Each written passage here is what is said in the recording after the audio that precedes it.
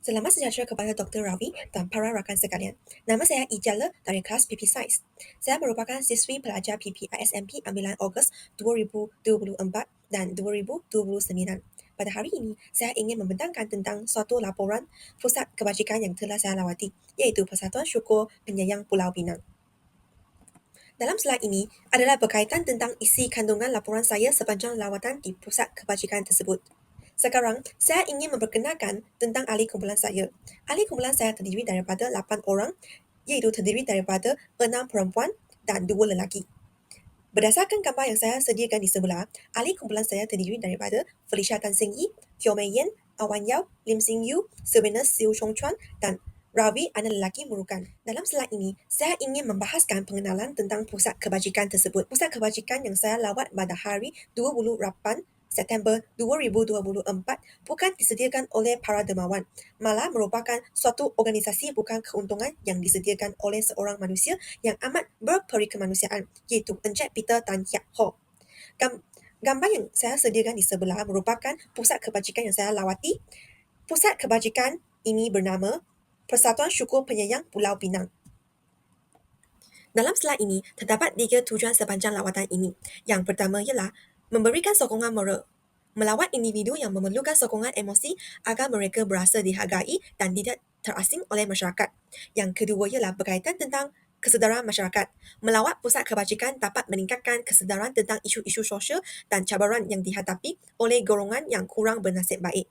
Yang ketiga ialah dapat menyumbang sumber, menghulurkan bantuan dalam bentuk barangan keperluan dan khidmat tenaga agar memberikan impak positif kepada pusat kebajikan tersebut. Sekarang saya ingin memperkenalkan pengasas bagi pusat kebajikan ini. Encik Tan Hiak Hock merupakan pengasas bagi Persatuan Syukur Penyayang Pulau Pinang. Beliau merupakan seorang penyayang yang bersikap tabah dan gigih dalam menghadapi sebarang kegangan dalam kehidupan. Gambar yang saya sediakan di sebelah merupakan gambar Encik Peter Tan Hiak Hock. Maklumat utama bagi beliau adalah untuk membantu warga emas yang tidak mempunyai tempat berkantung dalam masyarakat. Dalam autobiografi beliau sering menunggang basikal pada waktu malam untuk melawat warga emas sama ada di Komtar Bus Stations, Pening Road atau di Jetty. Dalam keadaan ini, beliau telah menyaksikan banyak warga emas yang kurang bernasib baik menghadapi kesukaran dalam kehidupan akibat kekurangan penjagaan. Situasi ini telah memotivasikan beliau untuk menubuhkan sebuah organisasi yang khusus, iaitu sebuah rumah yang penuh dengan kasih sayang kepada mereka agar mereka tidak dipingkir oleh strata masyarakat.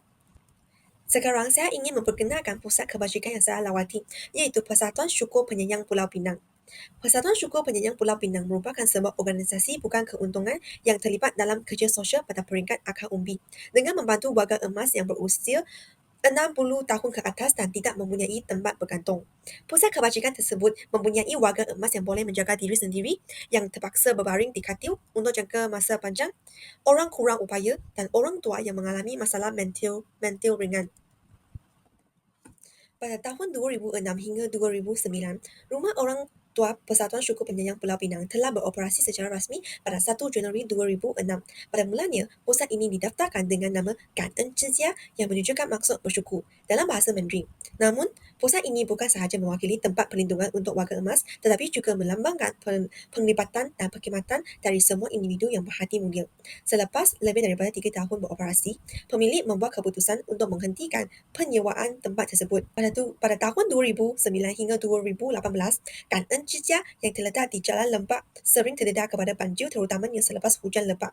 Pada 15 dan 5 November 2017, hujan lebat berturut-turut telah menyebabkan kawasan perumahan di sekitar Jalan Lembak mengalami banjir yang teruk dengan paras air meningkat sehingga 5 kaki mengakibatkan kerosakan serius kepada kemudahan. Banjir ini bukan sahaja menimbulkan ketakutan kepada warga emas tetapi juga menyebabkan kerugian kewangan yang teruk kepada rumah tersebut kerana banyak kemudahan rosak akibat banjir. Banjir ini telah memberikan kesan yang serius kepada kehidupan harian warga emas. Pada tahun 2018 hingga 2020, kejadian banjir yang berulang-ulang berlaku di Jalan Lembak memaksa mereka berpindah lagi sekali akibat kawasan tersebut mudah terdedah kepada banjir. Pemindahan pusat bukan sahaja bertujuan untuk mengelakkan banjir pada masa hadapan, malah untuk melindungi keselamatan warga emas. Pada tahun 2009 hingga kini, akhirnya mereka membuat keputusan untuk berpindah ke Prismi Sewa Baru pada 15 Disember 2019. Kini mereka mempunyai 32 orang warga emas yang tidak berdaya dan mereka merancang untuk memberikan bantuan kepada seramai 50 orang tua. Mereka berharap individu yang berhati mulia akan terus menjadi jambatan kewangan mereka dan bersama-sama terlibat dalam kerja sosial. Sekarang, saya ingin menerangkan tentang aktiviti yang dijalankan di pusat kebajikan. Dalam slide ini adalah berkaitan tentang sesi temu duga. Semasa sampai ke destinasi, kami membuat temu duga dengan pengasas tentang pusat kebajikan. Soalan pertama yang ditanyakan ialah mengapakah berniat menubuhkan pusat kebajikan. Beliau menjawab bahawa sebelum menubuhkan pusat kebajikan, beliau selalu menampak orang-orang tua yang kurang bernasib baik menggembaran di tepi jalan raya. Oleh hal demikian, beliau telah diinspirasi oleh panggilan Tuhan. Dengan ini, beliau tidak mampu menahan emosi yang kuat dan tidak terungkap perasaan setiap hari. Pada 11 Julai 2001, beliau mengambil keputusan untuk menetap di Pulau Pinang, sebuah lokasi yang sepenuhnya asing baginya. Kecintaan yang membara mendorong beliau untuk memulakan kerja sosial dan menjadikannya menetap di Pulau Pinang, di mana beliau mendaftarkan rumah orang tua pada 20 Disember 2004. Setelah setahun berjuang menghadapi pelbagai cabaran, beliau menubuhkan Persatuan Syukur Penyayang Pulau Pinang dan memulakan operasi pada 1 Januari 2006. Soalan kedua yang ditanyakan ialah apakah perasaan semasa menubuhkan sebuah pusat kebajikan. Beliau tidak dapat meluahkan perasaan bercampur dalam hati beliau. Setelah 23 tahun berdedikasi dalam kerja sosial, beliau berasa berpuas hati.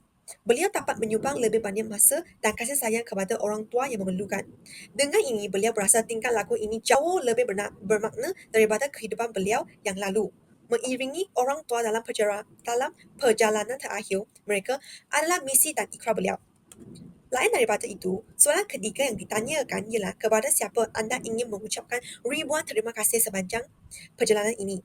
Beliau amat bersyukur kerana sebuah kuar di Jelutong telah memberikannya perlindungan selama 8 bulan ketika beliau tiada tempat bergantung, dan kepada masyarakat kampung di Pulau Pinang yang melayannya dengan keikhlasan yang membolehkannya mengenali tempat yang indah tetapi tidak dikenali ini. Dalam slide ini adalah berkaitan tentang sesi gotong royong. Selepas temu duga, kami mengadakan gotong royong di pusat kebajikan. Semua perempuan bertanggungjawab menyapu kawasan depan, manakala semua lelaki bertanggungjawab menyapu kawasan belakang. Pada pukul jam 2 petang, gotong royong diadakan. Kami bekerja sama semasa gotong royong. Saya dan Singyu mengambil penyapu, manakala perempuan lain mengambil pengaruk. Pada masa yang sama, semua lelaki mengambil penyapu membersihkan kawasan belakang. Kami bertungkus lumus membersihkan kawasan-kawasan yang diarahkan dengan menyapu daun yang gugur di atas lantai. Selain itu, dalam slide ini adalah berkaitan tentang sesi berbual.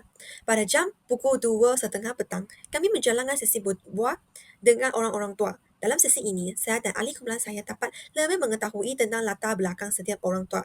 Dalam konteks ini, kami berpeluang mencurahkan kasih sayang kepada orang-orang tua agar mereka tidak berasa disingkirkan oleh masyarakat. Dalam slide ini adalah berkaitan tentang sesi permainan pertama, iaitu Action and Reaction.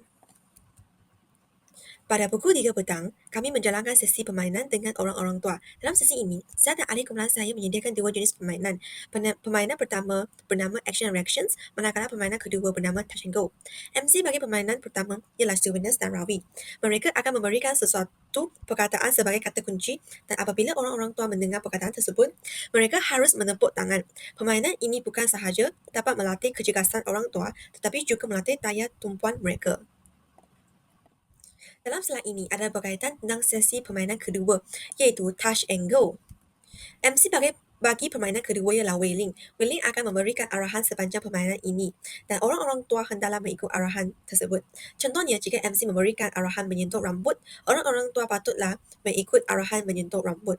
Permainan ini bukan sahaja dapat mengajar orang-orang tua perkataan baharu, tetapi juga dapat merapatkan silaturahim antara mereka kerana melibatkan interaksi antara orang tua. Dalam slide ini adalah berkaitan tentang sesi persembahan nyanyian. Pada pukul jam 3.30 petang, kami memulakan persembahan nyanyi. Kami menyediakan 3 lagu untuk menghiburkan mereka. Lagu pertama bernama The Moonlight in the City, kedua ialah Sweet as Honey, ketiga ialah Lemon Tree. Semasa persembahan, seorang orang tua disentuh hati oleh lagu pertama. Kesedihan orang tua tersebut juga menyentuh hati saya kerana duka cita mereka menggambarkan kesunyian yang dialami oleh mereka. Selanjutnya, dalam slide ini adalah berkaitan tentang sesi persembahan menari. Selepas persembahan nyanyi, kami memulakan persembahan menari. Kami menyediakan 4 tarian nostalgia untuk menghiburkan mereka. Tarian pertama bernama Love You Forever, kedua bernama Give Me Your Love, ketiga bernama Kiss Me, dan terakhir ialah Club of Broken Heart.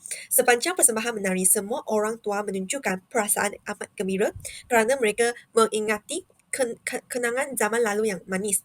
Mereka bertepuk tangan sepanjang persembahan untuk meraih suasana dan memberikan sokongan kepada kami. Semasa menari, kami semua orang menikmati dalam persembahan tersebut. Sekarang saya ingin membahaskan tentang sesi penghasilan kraft tangan. Pada pukul 4 petang, kami memulakan aktiviti penghasilan kraft tangan. Kami bersedia mempersembahkan kaligrafi untuk menggembirakan orang-orang tua. Felicia merupakan orang yang memikul tanggungjawab untuk mempersembahkan kaligrafi. Pada masa itu, Felicia menulis perkataan "身体健康" yang membawa maksud sentiasa badan sihat. Perkataan ini mewakili harapan kami kepada orang-orang tua yang tinggal di pusat kebajikan. Kami juga menyediakan dakwah, mopik dan cat air semasa penghasilan kraft tangan. Orang-orang tua berasa amat seronok dalam sesi ini disebabkan berpeluang cuba dengan diri sendiri. Sepanjang sesi ini, Wan Yao yang fasih dalam percakapan bahasa Hokkien. Dia mengeraskan tanggungjawab dalam berkomunikasi dengan orang tua. Pada masa yang sama, orang lain membantu dalam mengelap jari orang tua akibat mereka mengecap dengan menggunakan jari pada kertas tersebut. Sekarang saya ingin membahaskan tentang slide ini. Slide ini terkandung 3 perkara. Yang pertama ialah sesi pemberian sumbangan, sesi fotografi dan pengalaman peribadi. Bagi sesi pemberian barangan, kami menyumbang Pampers dan Underpads seramai 100 keping kepada mereka dengan jumlah harga 120. Dalam konteks ini, semua orang memberikan 15 kepada Wan Yang untuk membeli barangan tersebut. Kami berharap agar barangan keperluan tersebut dapat meringankan beban mereka dalam pembelajaran. Bagi sesi fotografi, gambar pertama iaitu semasa sesi pemberian sumbangan, manakala gambar kedua iaitu semasa sesi penghasilan kraft tangan. Bagi pengalaman peribadi, saya ingin mengucapkan terima kasih kerana tugasan moral ini memberikan peluang yang berharga kepada saya untuk melawat Persatuan Syukur Penyayang Pulau Pinang. Saya mengalami 2 perasaan selepas lawatan ini, iaitu gembira dan sedih. Saya berasa gembira kerana dapat bekerja sama dengan rakan-rakan sepanjang lawatan ini. Dengan ini, hubungan kita dapat dipererakan. Namun saya juga berasa sedih apabila mengetahui kisah hidup malang penghuni pada masa lalu. Walau begitu, saya lega melihat mereka kini mempunyai rumah bahagian di Persatuan Syukur Penyayang Pulau Pinang ini. Slide ini adalah berkaitan tentang pembelajaran sepanjang lawatan. Sepanjang lawatan, saya mempelajari bekerjasama antara satu sama lain supaya sesuatu tugas dapat dijalankan dengan lancar dan sempurna. Kedua ialah, kita haruslah membuat persediaan dengan sepenuhnya sebelum memulakan tugasan agar dapat mencapai matlamat yang diingini. Yang terakhir ialah, kita patutlah mencurahkan kasih sayang kepada orang-orang tua yang kurang bernasib baik agar mereka tidak berasa dipinggirkan oleh strata masyarakat. Akhir pengalaman ini amat berharga kepada saya. Saya berharap agar mempunyai lebih banyak peluang kepada saya untuk melawat pusat kebajikan lain. Tambahan pula, kita juga patutlah memberikan perhatian kepada isu penggembaraan dalam kalangan masyarakat agar isu ini dapat dikikis dari akar umbi.